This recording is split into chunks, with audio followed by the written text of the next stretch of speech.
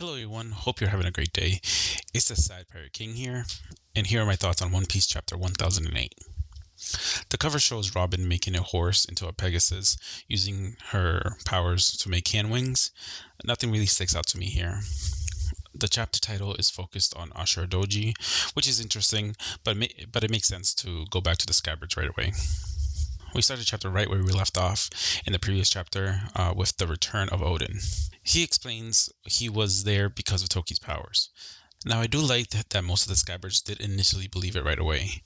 In moments of great stress and emotion, your mind does play tricks on you. So even though it wouldn't make sense for it to have been Oden, they would believe it because they really wanted it to be true. The only ones that didn't really fall for it was Ashura Doji and Raizo. Ashura attacks Oden and finds out that it was actually one of Conjurer's paintings. Conjurer being alive makes sense. We still have a lot to see of what he is going to do now that he's firmly on the enemy side, and there's no secrets anymore.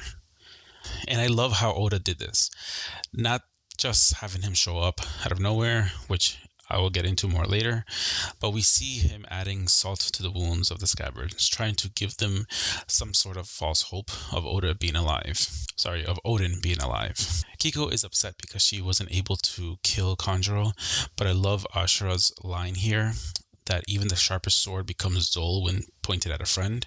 This is important to show that although Conjuro's betrayal hurt, they did have that connection that isn't easily broken. They all genuinely loved him. No matter your training, killing someone that you shared so much with and had a strong bond with is no easy task. Something that is interesting here is that Conjuro was controlling the painting remotely, and he mentions that it's exhausting. I like seeing the limits of his power since before it wasn't clear if the paintings were being controlled or they were kind of sentient themselves, so that was good to clear it up for me. Then the fake Oden pulls out a bomb and starts to blow himself up. Ashura sacrifices himself and takes the explosion and the Oden with him. Now, obviously, Ashura will survive this. I am most dubious of explosions since Pell. Even with Pedro, it took me a while to accept it. I'm 90% sure that Ashura is still alive. Well, then the rest of the scavengers go after Kanjuro, and they're intercepted by Jack. Inuarashi stays behind to fight Jack. Now, my opinion of Jack is already pretty low, and I know that he fought them on Zou to a stalemate, but I was expecting him to fight both Inuarashi and Nekomushi. So having just Inuarashi being his opponent was a bit of a letdown. I do love the interaction though with Inuarashi and Jack. When Jack states that there is no moon link down here, Inuarashi says, "Funny, I was just thinking there was no poisonous gas here either." And that was pretty cool. Now we go into this burning building and we see that Orochi is still alive. Now this was not a big surprise, as many had theories that since his devil fruit is a mythical fruit and has many heads, that means that he wouldn't die just by being decapitated. So that part wasn't a big deal, but I was disappointed in the way he just shows up. There was no showing of how he may have used his powers or anything like that. Oda may get into this later, but if he doesn't, I think it was just a missed opportunity. Oh, and then we also see Fukuro in the back. He disappeared a while back. I assumed he was with Orochi, which he was. No big surprise here either.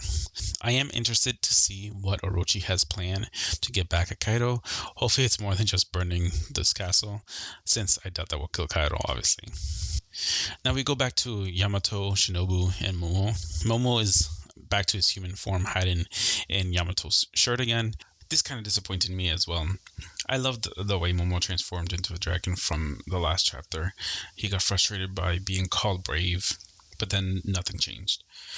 That was just a means to the end of having Yamato see this transformation. I get it, but I was expecting more, I guess. Either way, I do like that he said that he's learning to control it more. I watched Brago the Ace's video on what Momo needs to do to surpass Oden. He mentioned that one thing he could do is to learn how to control his powers to use the dragon cloud thing that Kaido used to hold up Onigashima and stop it from crashing on the flower capital. I love this idea. I thought maybe he would transform into a brigand dragon or by acting brave or something to help fight Kaido, but this makes more sense. I'll link his video in the description, but I loved this idea and I'm really hoping for this. After talking about his transformation, Yamato wonders about Luffy, and Momo just nonchalantly remarks that Luffy is worn out but still in high spirits. Shinobu is shocked by this and asks how he knows this. We all know that Momo has the voice of all things, which we don't exactly know how it works, but in my opinion, it's more like most likely a variant of observation haki or just a special class of observation haki. So for me, this makes sense. The cool thing about this happening right now is that Momo really is showing off the potential that he has back to back. As a reminder who he is and what he can do. Not only is he Oden's son, heir to the throne, so to speak, he also has late powers akin to Kaido's, but now he's showing off the skills that are so rare, we only have 3 other confirmed users, Roger, Oden, and Luffy. Some people will include Shirahoshi in this. I don't include her since that's something completely different with the power of the ancient weapons. It seems like it's something different, but Momo going through all this, we can see that he's going to be a monster for sure.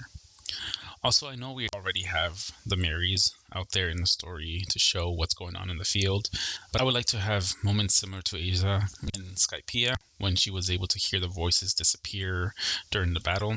Momo might hear the members of the Alliance fall one by one, and then maybe what triggers or unlocks the use of his Devil Fruit powers. Who knows? I'm very interested to see how this pans out. Next, we go back to the rooftop and we see Luffy and gang struggling with Kaido and Big Mom.